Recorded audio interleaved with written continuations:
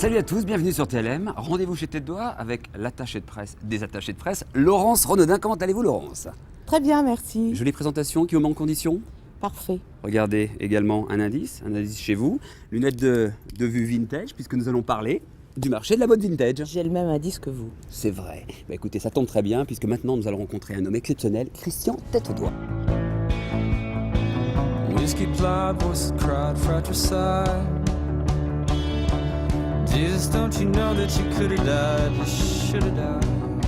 Well, with the monsters at all, monsters will walk the earth.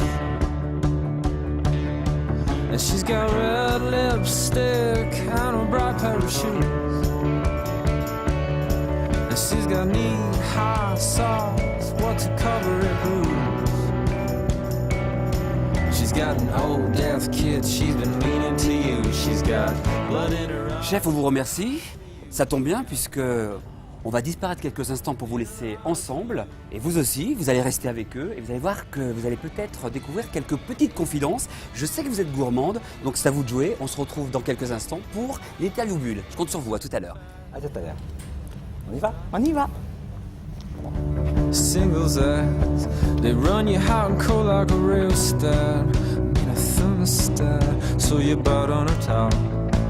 Hope it won't hurt too bad.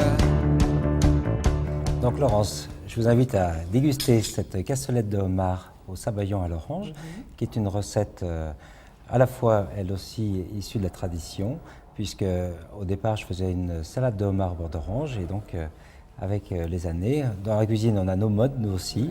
Donc j'utilise de la carotte rouge, qui n'est pas de la betterave, mais qui est vraiment de la carotte rouge, de la carotte jaune et de la carotte couleur orange. Mais en fait, c'est vrai que la carotte est presque devenue la couleur carotte, en fait, c'est le orange. Ah oui, c'est l'orange. Mais... Et on est un petit peu comme dans la mode, on a nos codes couleurs, nous aussi. Et c'est vrai que les chefs participent à ce que des vieux légumes comme ça, ou un peu oubliés, reviennent un petit peu à la mode et fassent en sorte qu'on ne les oublie pas, justement. Voilà, donc bonne dégustation. Merci. D'abord, ce plat est une œuvre d'art, il faut Merci. le dire. Et les coulées de carottes jaunes ont l'air d'être le travail d'un Voilà, ça peintre. amène un petit peu de douceur au moment de la dégustation. Oui. Alors, Ah, c'est difficile, par quoi commencer? par quoi commencer? Alors, vous avez peut-être des souvenirs de Le homard? sabayon, les épices. J'ai des souvenirs du homard, oui. Souvenirs de vacances. À Belle-Île-en-Mer, Ah, c'est magnifique. Le J'ai eu marché, chance la d'y aller criée. aussi, ouais. Alors là, j'ai acheté un homard et on était en famille. Et Un gros homard pour un combien de gros personnes? homard, Un gros nous homard. étions 6. Ah là là. Et je l'ai fait cuire selon la recette d'un ami breton, avec simplement du beurre salé. Et c'était absolument extraordinaire avec, Un petit peu mélangé avec le corail. je avec le crois, hein. corail, Ah, voilà. On l'a ça fait une revenir sauce dans la très casserole. simple, mais c'est très très bon. Oui, c'était un plat exceptionnel. Mon fils m'en parle encore, c'était une vraie réussite. Ouais. Nous, on a de la peine à lutter d'ailleurs contre les mamans, parce qu'en général, quand les fils ont trouvé un plat bien cuisiné par leur maman, on peut toujours s'accrocher derrière, on n'arrive jamais à la cheville de la maman. C'est pas juste. Ça passe dans les souvenirs ensuite. Et ça leur donne envie de cuisiner. C'est vraiment fantastique. Merci Christian de cet la accueil. mode. Merci. Et maintenant, je vais vous inviter à rejoindre Laurent pour l'interview des bulles.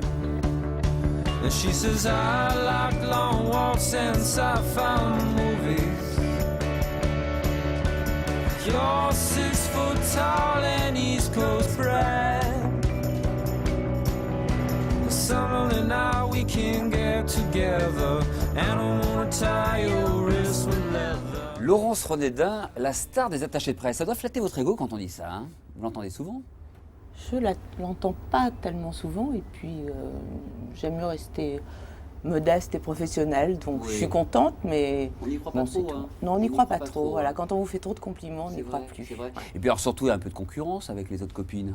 Et Ça, même les c'est copains. bien la concurrence, c'est très sain la concurrence. Ouais, c'est comme les joailliers, ils s'installent tous dans le même quartier pour être sûr d'être un grand nombre qu'on va remarquer.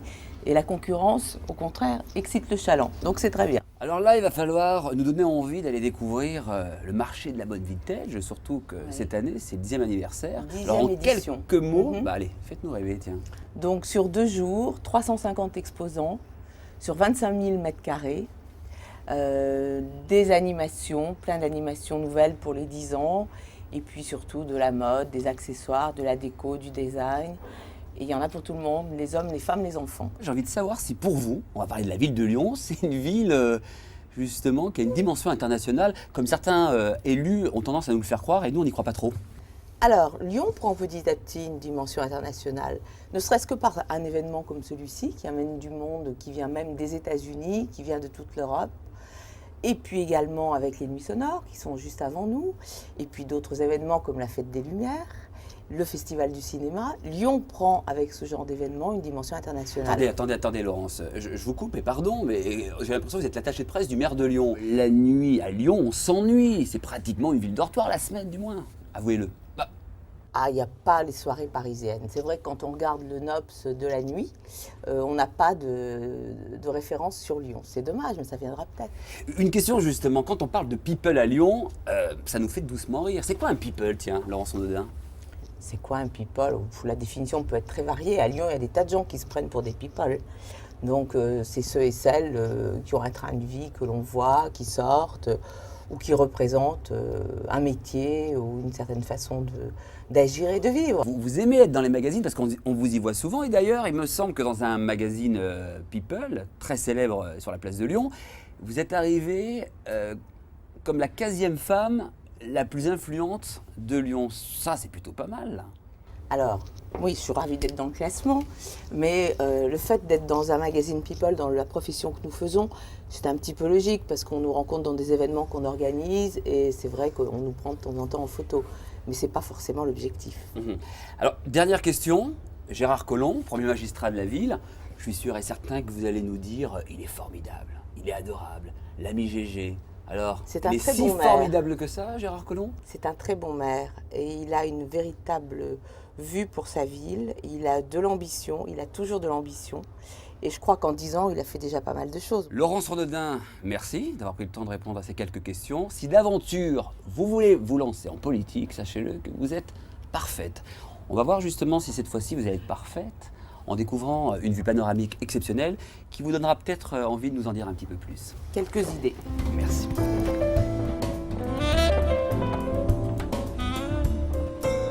Laurence Onodin, sur cette terrasse, c'est une vue exceptionnelle que nous avons face à nous, même une vue unique. Eh bien, j'aimerais savoir ce qu'elle vous évoque.